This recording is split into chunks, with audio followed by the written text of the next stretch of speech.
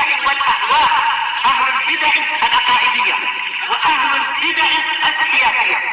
نقول بيننا وبينكم السلف، بيننا وبينكم الكتب، كان فيقول البدع بيننا وبينكم.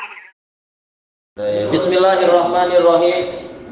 Qala al-Imam al-Bukhari rahimahullahu taala. Hadis ke berapa ini?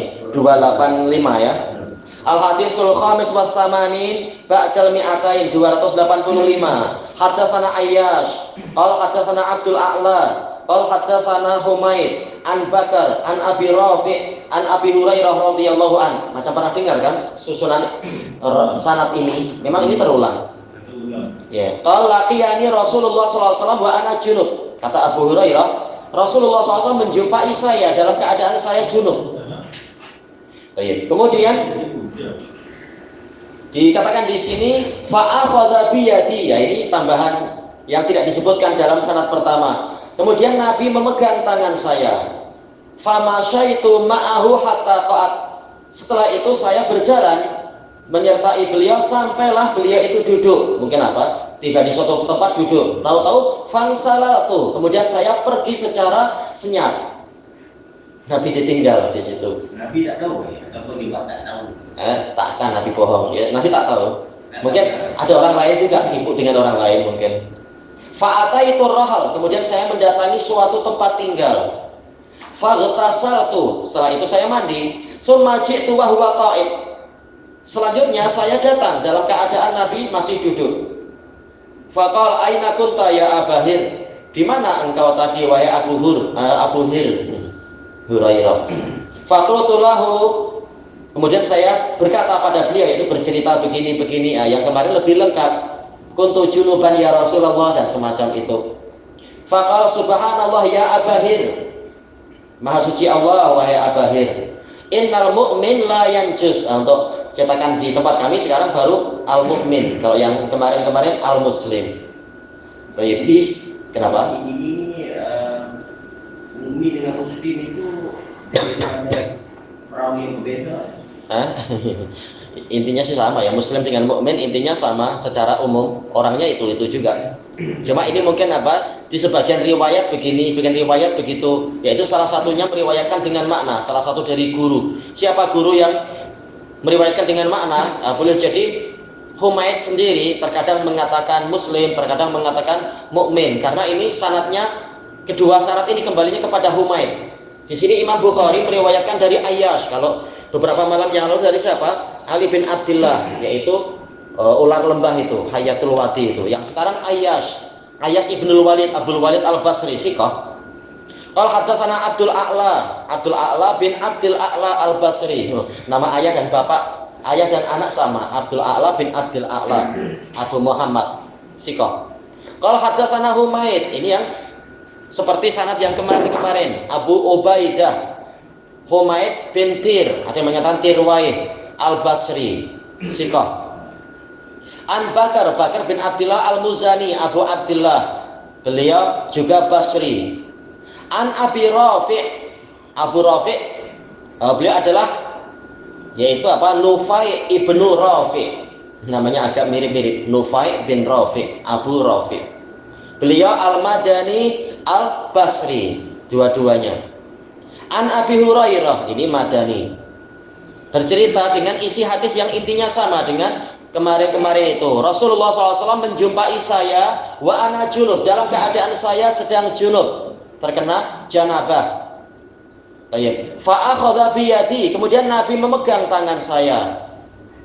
Setelah kita lewati, Abu Hurairah menyangka bahwasanya orang yang junub itu tangannya tak boleh dipegang orang lain, sebagaimana dijelaskan oleh Al-Hafidh. Makanya beliau segera pergi untuk mandi, malu disentuh oleh Nabi.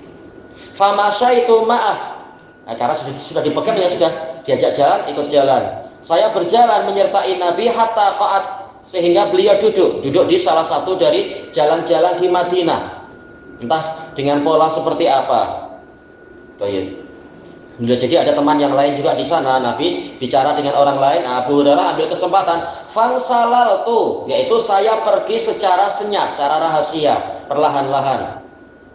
Dan telah dijelaskan oleh para pensyarah karena Nabi mempertanyakan ini dengan pertanyaan yang berisi sedikit pengingkaran. Ini menunjukkan bahwasanya di antara adab tatkala kita sedang bersama orang lain adalah kita memberitahukan pada dia. Terutama kata Al-Hafidz, yaitu orang yang mengikuti hendaknya minta izin pada orang yang diikuti. Kepada pemimpin dia minta izin, saya mau pergi dulu. Jangan tahu-tahu lenyap hilang. Nanti bingung pemimpinnya, mana tadi orang. Baik. Makanya Nabi menanyakan dengan sedikit kritikan, kata para pensyarah. Fa'ataitu rahal, kemudian saya mendatangi suatu tempat tinggal. Al-Hafidz tidak menyebutkan ini rumah siapa, tapi mungkin ya ada teman yang boleh dipinjam bilik airnya dan sebagainya. Abu Hurairah waktu itu adalah ahli sufah. Ahli sufah belum punya rumah sendiri di Madinah. Abu Hurairah ini ada kawin? Belum. Nanti ada anak perempuan dan lain-lain ada, tapi nanti, bukan di zaman Nabi Muhammad, zaman nanti. Faghtasaltu, setelah itu saya mandi. Summa ji'tu wa huwa qa'id. Jadi dulu ini maksudnya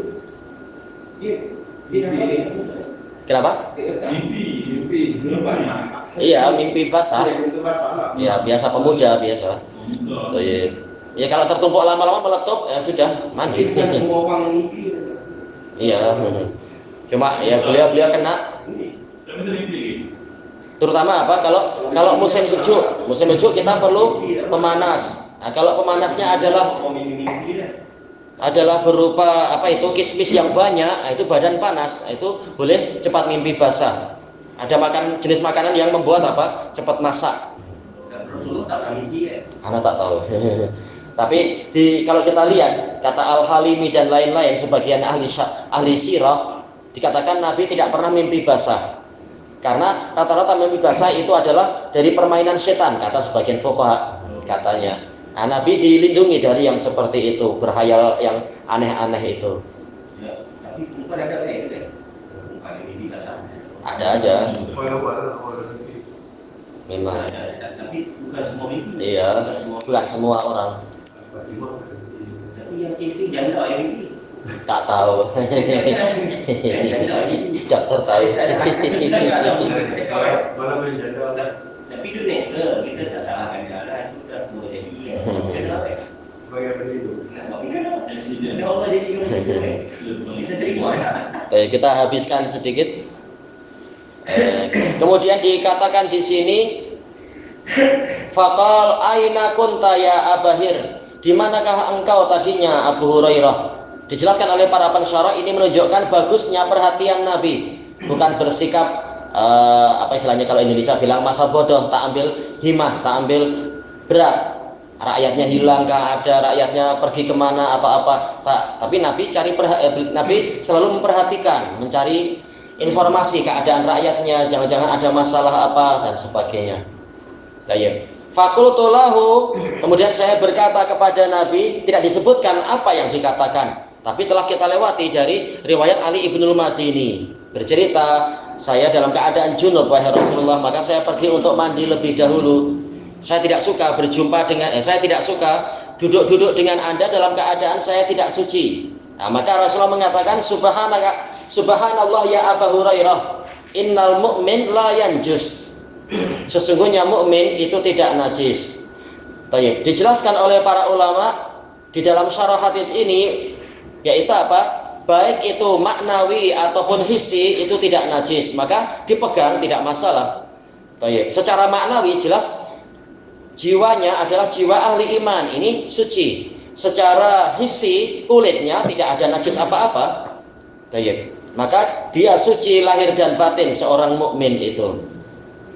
Baik, Abahir ini sebagian riwayat yang ini juga, tapi naskah yang lain itu adalah Abu Hurairah dengan riwayat Ayyas juga. Ini mungkin untuk yang ini naskahnya tertulis Abahir. Baik.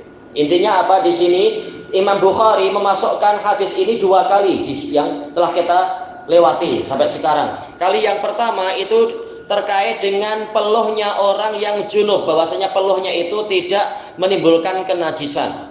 Sekarang Imam Bukhari memasukkan hadis ini masuk dalam bab bahwasanya orang yang junub boleh keluar dari rumah, boleh juga berjalan ke pasar dan sebagainya, boleh juga ke apa itu? Ke kolam renang langsung mandi situ boleh, enggak masalah.